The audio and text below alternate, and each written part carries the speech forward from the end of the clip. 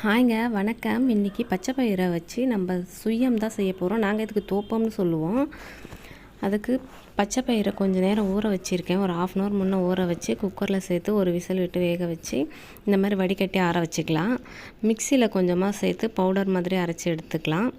மீதி இருக்கிறத சேர்த்து அது கூடவே தேவையான அளவு வெல்லம், 2 ஏலக்காய் சேர்த்து அரைச்சிக்கலாம்.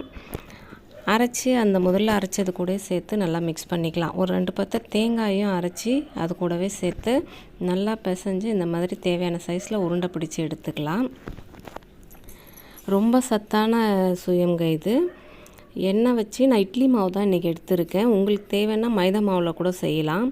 இட்லி மாவுலேயும் ரொம்ப டேஸ்ட்டாக தான் இருக்கும். இந்த மாதிரி உருண்டையை டிப் பண்ணி எண்ணெயில் போட்டு எடுக்க வேண்டியது தான் பொரிச்சு.